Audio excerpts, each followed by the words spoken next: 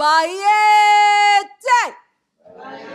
Bayete! Now you give, the audience will now give that welcome to the King and Queen. There are some that were trained to give a very strong Zulu greeting, royal greeting. I am Sharon Paris Chambers. I am your chairperson for today, IDO ambassador, and author and motivational speaker. You are intentionally present at the Maroons of Jamaica, our Legacies Telling Our Truths Symposium, Regional Headquarters, University of the West Indies, January 9th, 2025. I'd like to recognize now as our protocol, Sir Hilary Beckles, Papa Osako, a stool name, Vice Chancellor, University of the West Indies, and Chairman of CARICOM Reparations Commission. His Highness Paul J. Iganda Papa Etike, his stool name, President and founder of IDO Network International. Her Royal Highness, next to him, Queen Grace Iganda. I wouldn't mind if you gave a royal wave. Director General of IDO Network International. Dr. Sonia Stanley Naya, Center for Reparation Director. Apology for Gama Gloria Sims, Maroon Women's Network and Queen Mother of Maroons in Jamaica. Maroon Communities of Jamaica, I bid you welcome. Akampong, Chief Curry, wave. And Anuel is Ambassador. Charlestown Acting Colonel Delano Douglas is absent today. Apologies. And our Flagstaff Deputy is Rowan McGee. Are you here? Deputizing for Canute Cameron. Okay. Mooretown, Colonel Wallace Sterling. It's right there in front. And Scott's Hall, next to him, Colonel Lloyd Latibadair. Did I say it right? Dr. Chenzira Davis Kahina, I never messed that up, that's my sister. Queen Mother Adeki Hajila, she has many hats, wears many hats. IDO, C-SPAN, Global African Diaspora Kingdom. UNIAACL, RC 2020. Please do get a chance to meet her and talk about the other hats that she wears. To the conveners, I give thanks. CARICOM Reparations Commission, CRC, in collaboration, the Center for Reparation Research, University of the West Indies, and you have your representative here, everybody knows, Sir Hilary Beckles. Maroon Communities of Jamaica, recognized, and IDO Network International, Papa Attica and his Queen Grace, representatives. What we'd like to do now is to take, after you've heard the Aquaba drummers, yes, give thanks for the heartbeat, recognizing the heartbeat and that message that the ancestors bring through the drums. We cannot not intentionally recognize that. We are going to have just a few words from our Queen, Achum, Asianat Achum. What she'll do for us is give a very brief background as to how this came into being. This is not our first attempt, but is our first successful attempt at bringing Maroons together to give their voice, speak their story, and also to declare their self-determination of a resilient people. And so today is a historical day. We honor it and we honor you for being here to hear their truth. Directly, yes, as some would say, live and direct. And so when you're ready, Queen, Dr. Hilary Brown, Queen Asianat, Asham II, CARICOM Secretariat, and the Global African Diaspora Kingdom.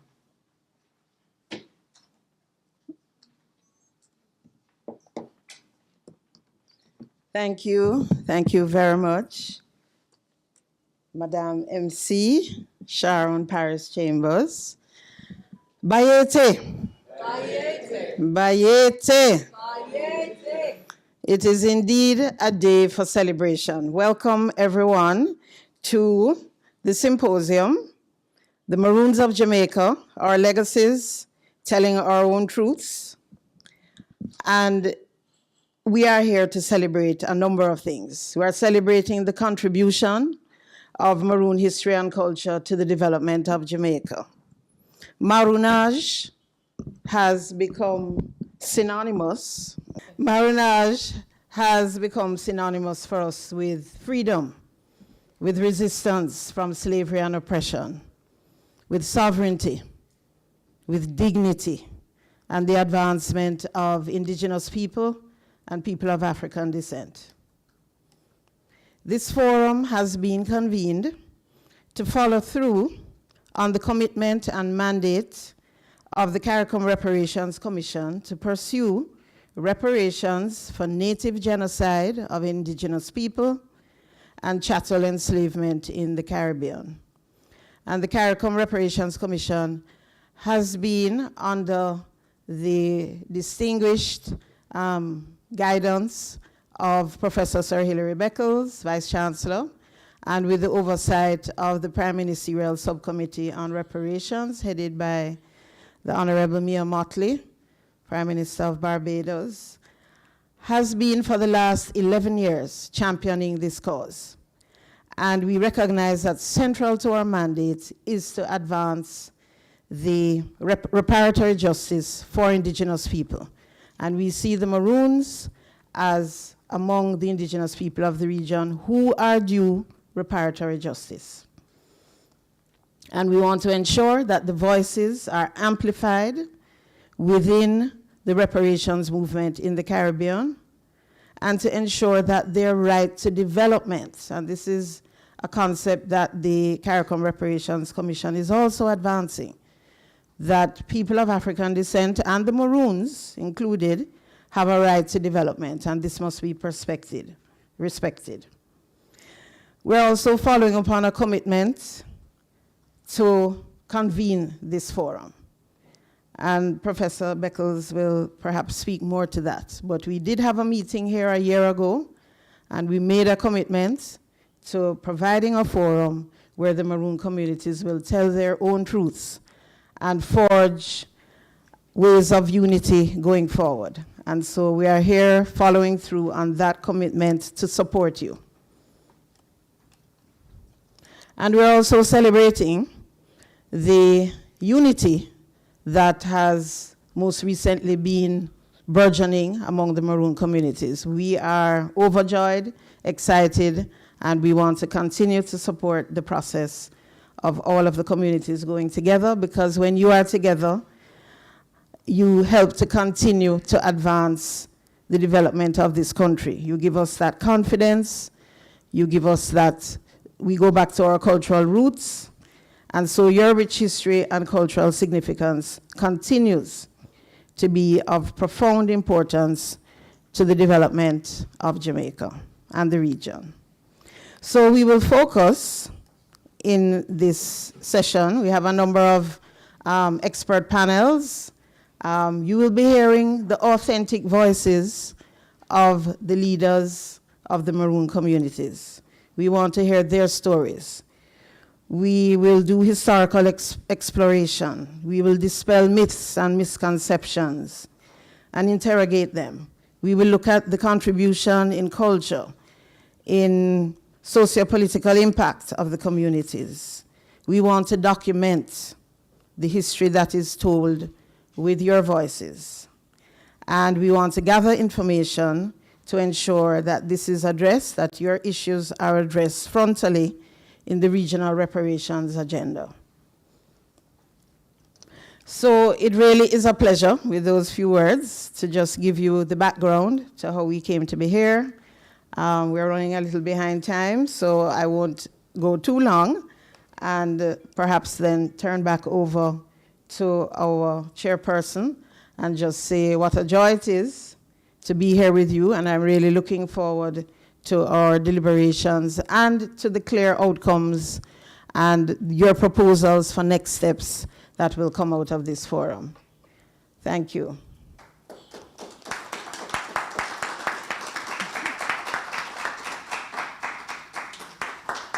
We really appreciate all that you said to bring us up to date as to why we're here now. We just need to pay attention. That's all. Be intentional about it. You'll hear the histories, the truths, and let's go. We will now ask His Highness Paul Jones Aganda, President of IDO Network, to join us here to bring his greetings, brief greetings, and then followed by Professor Sir Hilary Beckles, also known as Papa Asakal. Our new words. When I say Bayete, the response is nothing about the Maroons without the Maroons. Bayete! Nothing about the Maroons without the Maroons. Bayete! Nothing without the Maroons. When I was a young boy, we were told a story about a legend. That legend was so much feared among our tribes. The story was told when the white man came to our people and he had a gun. When he would shoot the gun, they would see people falling down. And our elders wondered what kind of magic was that white man using that was more powerful than our magic. So each time the villagers would see the white man, they would run thinking it's a white ghost. So it became so easy for the colonizers to come and raid our people, loot, rape, and continued until one brave man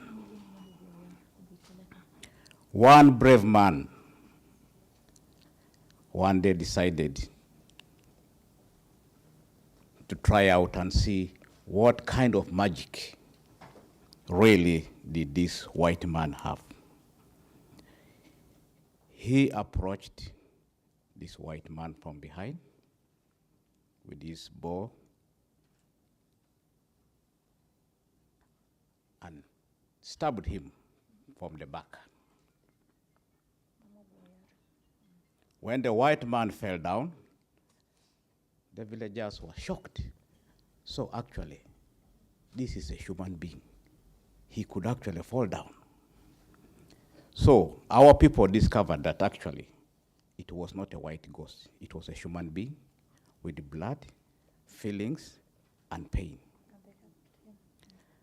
Since then, our people discovered that they can actually do something about this invader. That man led the rebellion and liberated our people, our land. Up to today, that legend is told.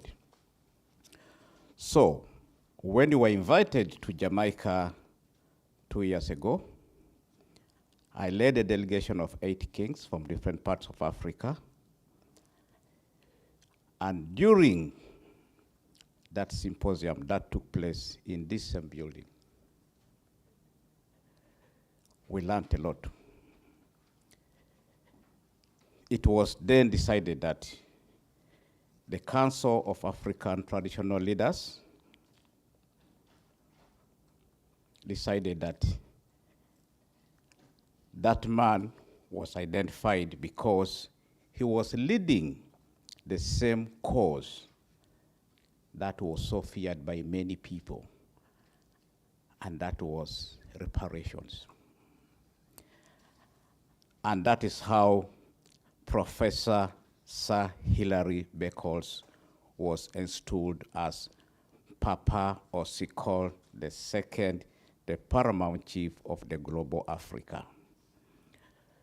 That decision was taken by a group of kings and passed by a council of 45 kings. And up to today, we see him we see his vision. We see him as our liberator. When we left here, we went back to Africa and were able to start preaching about reparatory justice. This was a subject that nobody wanted to talk about. Has anybody ever wondered, why does Sir Hilary Beckles go and speak about this subject and nobody stops him? They have never stopped him from flying to any country. They have never banned him. They have never arrested him. He says these difficult things with courage.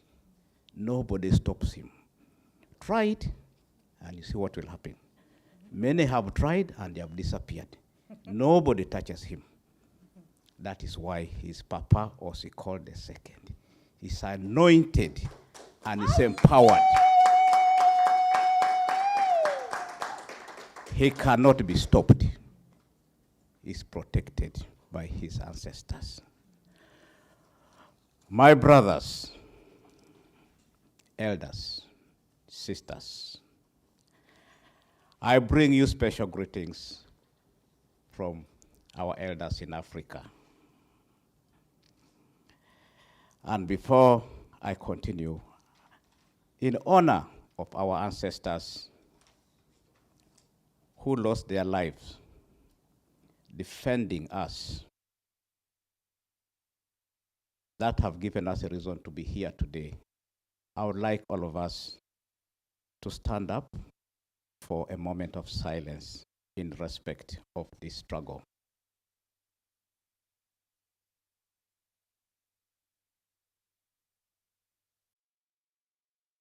Bayete, Bayete, Bayete. Bayete. Yeah, you remember that. So,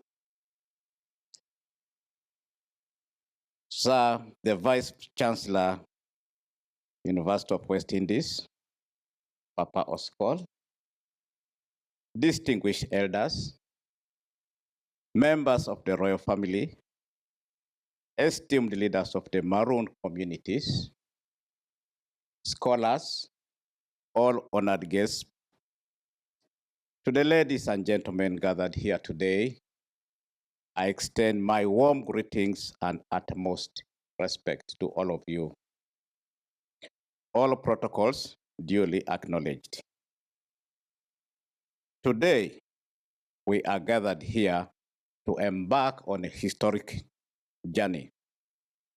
Together, we shall uncover and honor the truths of the Maroon communities.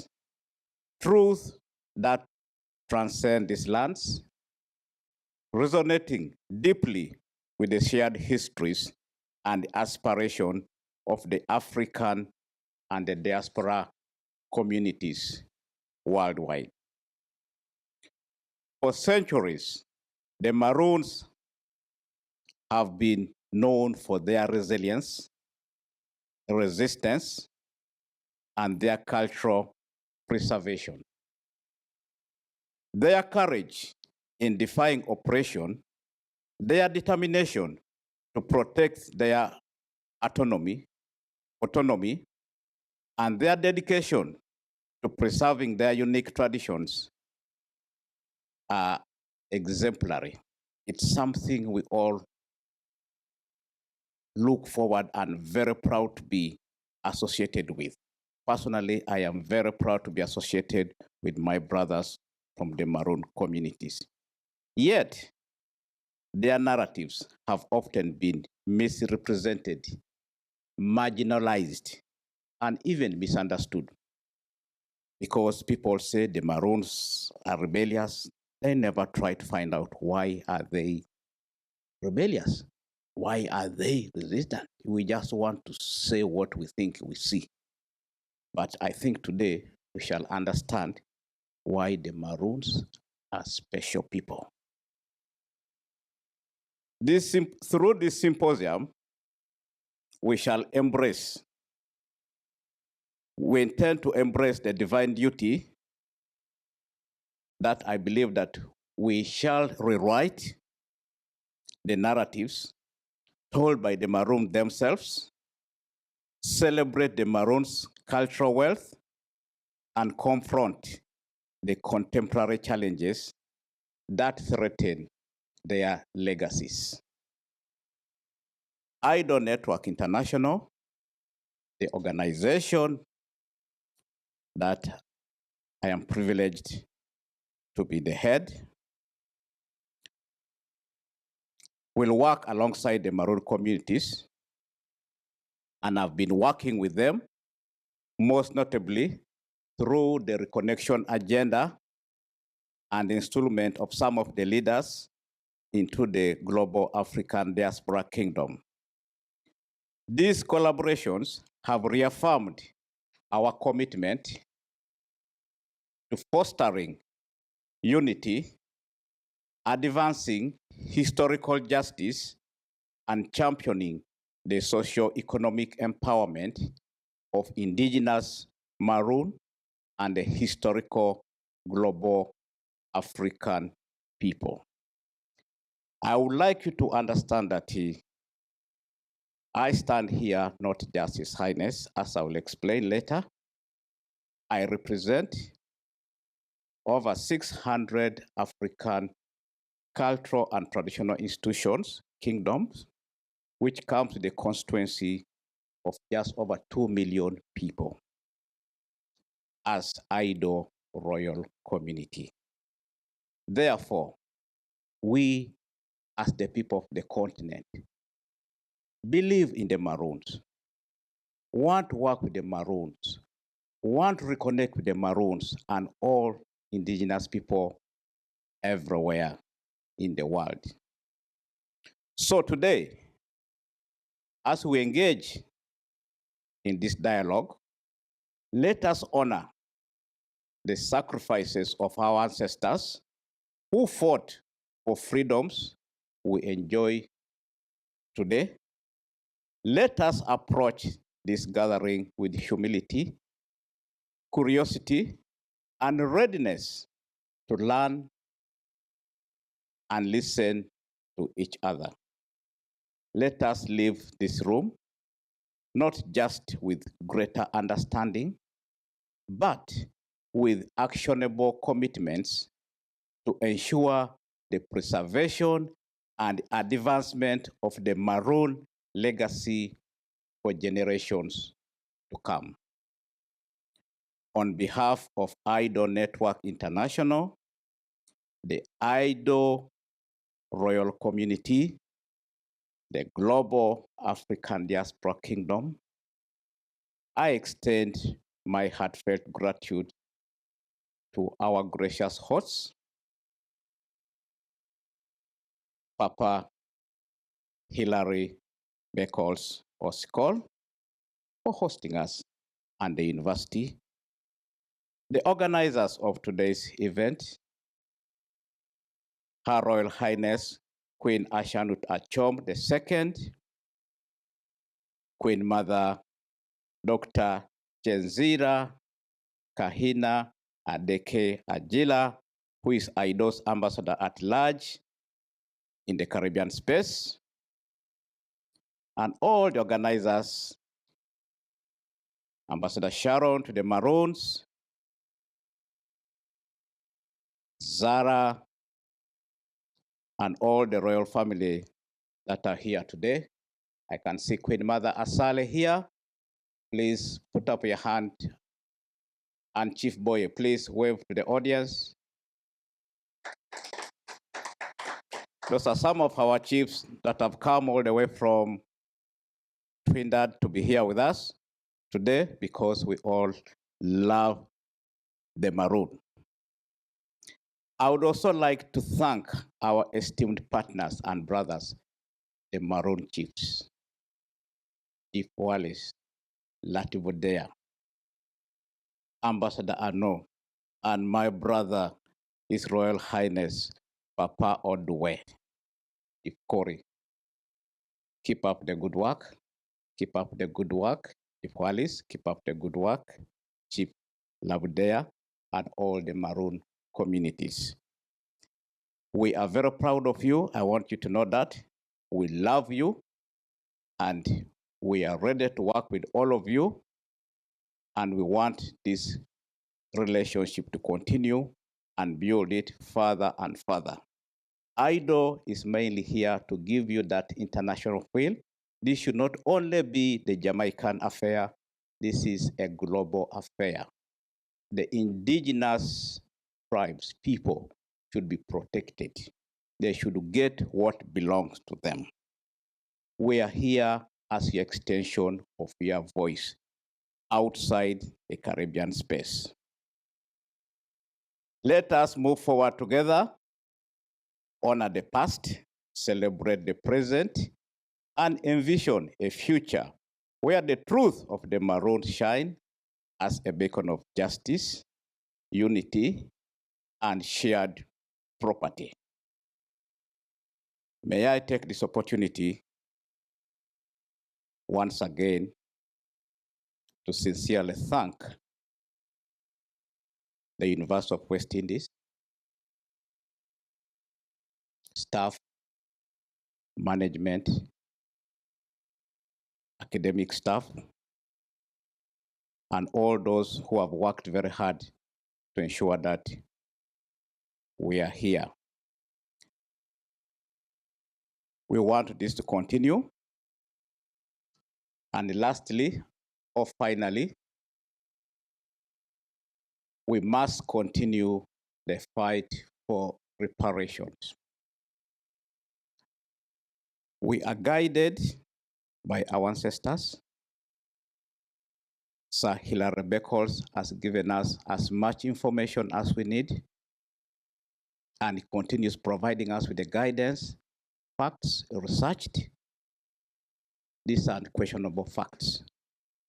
I believe there is now another volume of African history by UNESCO, I think it's volume 8, which has come up with very new evidence about this African history, about the king selling their children. No parents sells their children willingly. So I want us to work together. It is my appeal on behalf of my elders, the people of the continent, that we are with you together, and together we shall continue requesting and fighting for reparations. Bayete, Bayete. Bayete. Nothing about the Maroons without the Maroons. Thank you very much. My name, I was already introduced, but just to break it for you, Papa is normally a royal title. It's a title which is highly given to leaders in Africa. The next name after Papa is what really tells the story. Ateker means nations. So the name Papa means the uniter of nations. So I am Papa Ateker Egada the first, meaning the uniter of nations.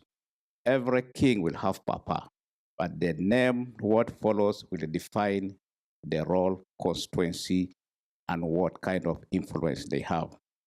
So as we work, many Papas are coming here. We've got Papa Osikol here. We've got Papa Odwe. Soon we shall have Papa Lobdea, Papa Wallis. All of you are Papas. So yes, there's also Toto here. Yes, my queen has already been introduced. She'll be speaking here in her capacity as the Secretary General of IDO.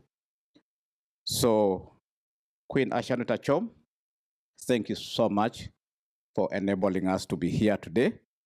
But again, I had not noticed Queen Mother Gama. Please, you're welcome. Please wave to the audience. Before I leave, there is a man whom I do not know, but he's called Sydney Batley. Please stand up.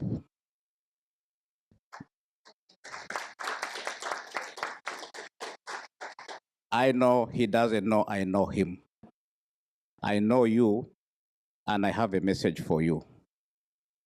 We honor you among our tribes as one of our council because of the great work you have done not only for the Maroons. You've done a great job and continue doing what you're doing. You know what you're doing. You get to know more about your role. With these so many words, thank you for allowing me to share this platform with you. Bayete, nothing about the Maroon without the Maroons.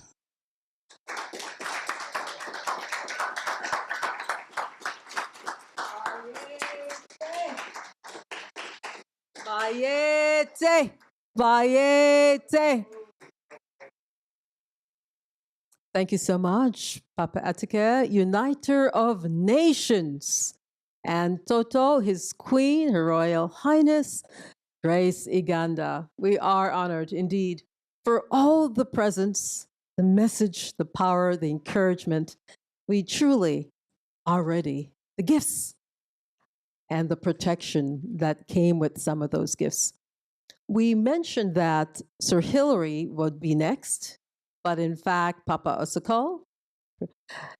But our guest, it's a little late. We're going to honor Gamma Gloria. We're going to honor you with just a few words. We're running a bit late. Okay. Gamma Gloria is spiritual leader of the Maroons, and she's also the head of the Maroons Women Council.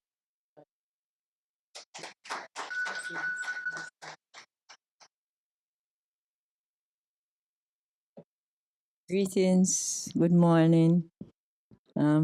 Pleasant good morning to all our colonels sitting here looking so beautiful and relaxed.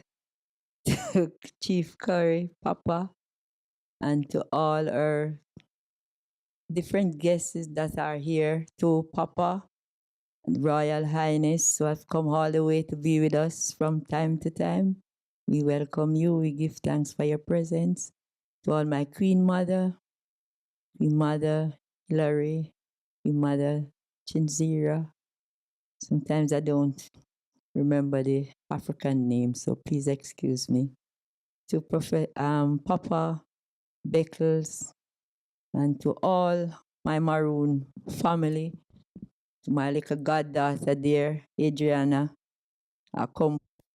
Yes, I welcome you all, give thanks to be here. We give thanks for this day, and we give thanks for all our ancestors who journey here with us in this day to settle things. Our elders would say to trash out matters, when you trashing out things. Yes, we give thanks to be here. As the Sister Sharon has said, I'm Gamma Gloria Mama G. Sims. Everybody know me as Mama G. I'm the founder of the Maroon Indigenous Women's Circle. I'm also a member of the Charlestown Community Council as well, because that is where I live. That's where I was honored, and that's where I live. I am a Maroon from Flagstaff area. Yeah, so I am the Leeward Maroon within the Windward Maroon here. We give thanks for this new era that we are in, and we see a lot of changes happening amongst us, and these changes has begun for a while, and we know that we are moving as Maroon from the stage of surviving, because we have been surviving for a while. We have mastered how to survive. But now we're moving into striving as a people. It is time for us not just to survive, but to strive as sovereign people. We have fight and release all the shackles that bind our people. And now we're moving from survival into striving, development. And we are ready, if I can speak for all, and we are prepared in this time to carry this mantle forth as African people here, with custodian of the African heritage of all African people in Jamaica, we the Maroons, this small group, save the Maroon culture and has been living it, practicing it daily, you know, and so we are the custodian of the African people here. I myself has done a lot of work within the Caribbean, diaspora, Suriname, Trinidad. I've been to Brazil. I spent a week with the Quilimba people, met with the president who represent the Maroons in the federal government there. I met with the first mayor. And so the Caribbean is very much alive with Maroons. Everywhere you go in these islands that has other First Nation, Maroons are there. And they work together.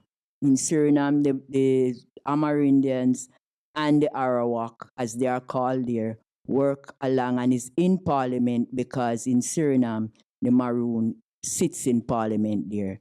The vice president of Suriname is Maroon and is sitting there as a Maroon. So he enabled the other indigenous communities to sit in parliament as well.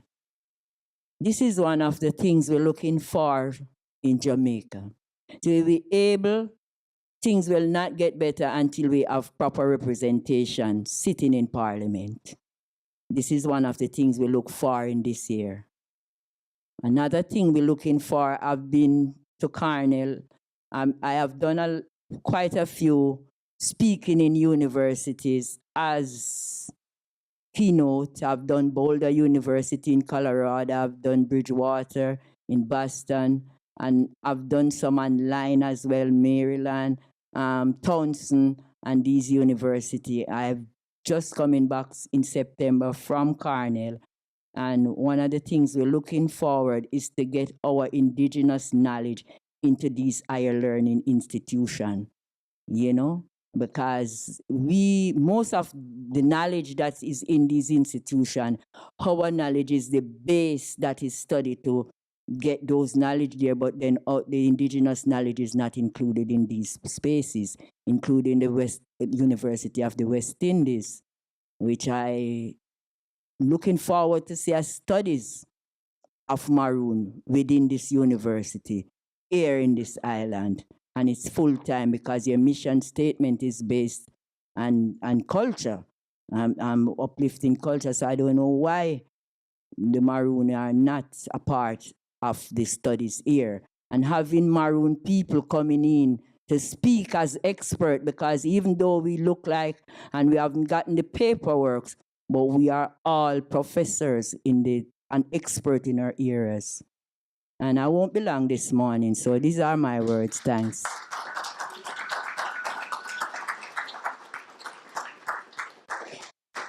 Wow. Thank you so much, Gama Gloria. And you have opened the door very wide for Papa Osikal to tell you exactly what's going to happen at the end of this symposium, how Indigenous peoples will be represented and documented, yes, and also to get his stirring message. He always gives stirring messages. Thank you so much. Please welcome Papa Osikal.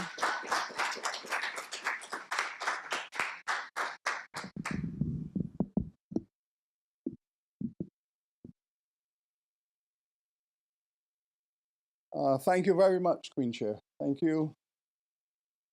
We are all blessed and we are empowered to be under the patronage of our King and Queen, all and grace. We are honored to be under your patronage and to be in celebration of our leaders of our Maroon communities, colonels still at war in search of complete freedom, and all of our other distinguished guests and my colleagues, an opportunity for us in the University of the West Indies to do precisely what we have been told to do. We have heard from His Royal Highness Uganda that this mythology of Maroonage and the Maroon people being marginalized, this mythology of marginalization has to be exploded and dismissed.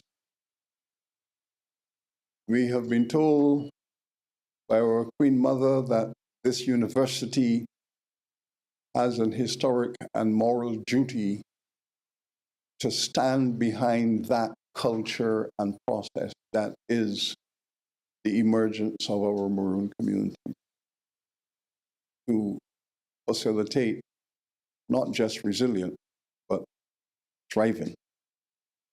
And that's exactly what we have to do and will do.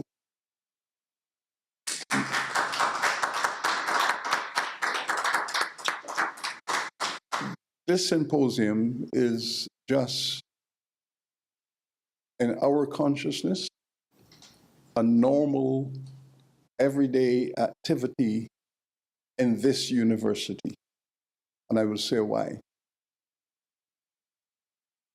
This university was established in 1948. And it was established by the British government as a small medical school with 33 students. This is how it started. 33 medical school students studying medicine in 1948. And why? Because the people of the Caribbean, right across the archipelago, rose up in opposition to British colonization and seeking to put an end to the colonization of our people. Started in St. Kitts and then Belize, 1934, moving through the islands, Trinidad, Barbados, and finally the crescendo here in Jamaica, 1938. Right across the region, Black people rose up against British colonization, demanding independence and freedom. The British government sent a commission of inquiry into our islands to find out what it is that we are rebelling about. As if there was no understanding of who we are. Like, it's a mystery that the Black people in the Caribbean are unhappy. And they have taken their unhappiness to a state of rebellion, taking arms into the streets to free themselves. Why? It's always the audacity. The report which was written into our affairs recommended that a medical school should be established in the West Indies because the health of the Black people in the West Indies is in the worst state throughout the British Empire. That 100 years after emancipation, the health conditions of the Black people in the Caribbean is the worst in the British Empire. In fact, our health 100 years after emancipation was considered to be an embarrassment to the British Empire. We were an embarrassment to the British Empire. Now, when that report was submitted in 1945, my father was alive, my mother was alive, my grandfather, my great-grandmother, my entire elder family. These were the people who they were talking about. They were talking about my mother, my father, my grandfather, my grandmother, my great-grandmother who raised me. They were describing not an abstraction, our parents. And we should give them a little medical school to help them out. This is how we started at UWI. In other words, this university was established as an institution to repair the health of the Black people in the Caribbean. That's why it started, to repair our health. Not only our physical health, but I presume our mental health. So this university started as a repair reparations institution. And it cannot run away from its roots. We started as that, and we have to continue as that because we cannot run away from our origins. So what we are doing here, we are saying we will not marginalize our history in this institution because you cannot marginalize yourself from yourself. And that is really how we are here and why we are here. I fully endorse the idea that at the end of the symposium ought to be a recommendation to establish an institute for Maroon studies in this university. Fully supported. And in so supporting that recommendation, offering an apology for why it has taken so long to do this, which seems to be, again, making sure we are not marginalizing ourselves from ourselves. Everything we need to know about the future, everything we need to know about our future can be found in the study of our past. Our past is a treasure trove of options, possibilities, and trajectories. And the Maroon is at the center of all of this. There is a sense in which there are two definitions. One that is confined to a group of activist Africans. Then there's another definition that applies to all of us. All of us. All of us are Maroon. All of us. And there is that inner core, and then there's the outer core. It is our responsibility to strengthen the inner core. And this is why the scholars in this university and the many disciplines, we all recognize precisely that point. No discussion about the Maroons without the Maroons. And there can be no discussion about the future of this region without the Maroon. There can be no discussion. You know, when we listen to the narratives about decolonization and nation building and independence and sovereignty and all of these wonderful concepts that we strive for, and we don't have at the center of that the starting point of Maroon philosophy and politics. We have to have Maroon philosophy and Maroon politics and Maroon ideology at the center of all of those conversations. I, for one, as an academic, will never, ever agree to any discourse about the future of this region without that inner core. And all of us have to make our choices. I thank you all for the support you have given your university. But, you know, when I was asked to take up the responsibility for this university as Vice Chancellor, a very powerful government in the region said they will not support my nomination unless I give up the reparations project. That was a condition. I had to give up my role as the leader of the reparations committee. I had to say to that political leader, you need to look at your history, my friend. This university was built as a reparations project. So the logical person to head it to be a reparationist.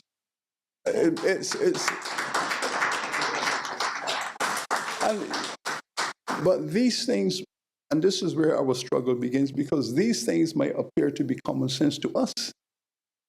But outside there's a certain space in which there continues to be hostility against our Maroon philosophy of identity, of not turning your back on your ancestry, of being proud in your identity and your civilization. There's still hostility to that. And it's a neo-colonial persistence that we are always fighting against. It should be common sense to me that the Maroons should be sitting in any parliament or any council of governance in this region. I mean, that seems to me to be common sense, that the people who created the first concept of sovereignty, the people who created the first organizational option of what another life can be. Now, in the Eastern Caribbean, we call our Maroons seawater Maroon, because we don't run away, we sail away, okay? We don't have runaway African. We have sail away African. And that is why in every island in the Eastern Caribbean, there's a law passed by the slave owners that anyone who left a boat unattended shall be fined or spend 2 months in jail. Because if you leave your boat unattended, you better believe that boat gone and some brothers and sisters gone with it. 6 months later, the slave owner said in his memoir, he heard this commotion on the plantation, noise and confusion. So he grabbed his gun and come out in the slave yard to find out what is going on, to discover that Jupiter, after 6 months on the run, has returned. Jupiter tracked himself, St. Croix, back down through the islands, back onto Barbados, and onto the plantation, and surrender. He wrote, first of all, we gave him 31 lashes with the cat of nine tails. And then we rubbed salt and pepper in the wound. And then we asked him after that why he come back. He said, I miss my wife and children.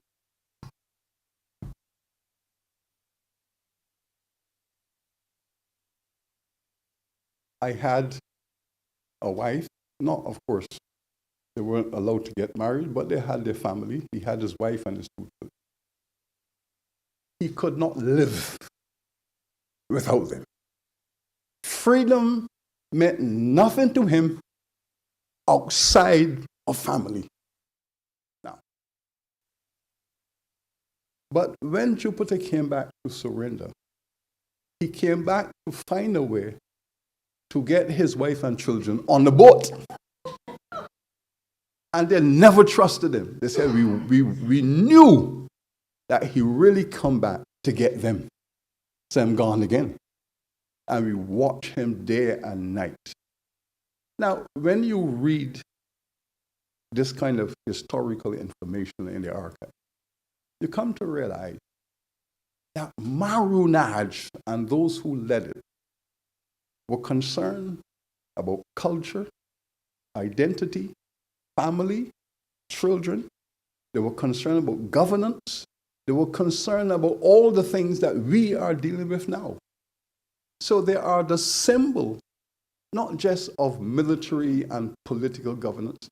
They are the symbols of all of the things that we have always wanted as Black people. And so I endorse, Queen Mother, your proposal. I will be speaking with my colleagues about the concept of developing an institute for Maroon studies so that we can have facilities on the campus, we can have the facility up in the mountains, and where the two institutes can collaborate up and down the mountains. Let the ideas and the research go up and down the mountains as they did back then. We can do it again. And I think that these are the things that we must do, and I'm appreciative. I'm appreciative of this opportunity not to narrow, Your Excellency, the marginalization, but to reaffirm our perspective that Maroonage is center and core of our existential reality. That's just who we are. And so, colleagues, I wish everyone a visionary symposium, and that when we have completed this part of the conversation, we can move on to the thriving part of it with some institutional development. And I hope that very soon, in the first stage, we will see our Maroonage representation in all of our systems of governance in this region. Thank you.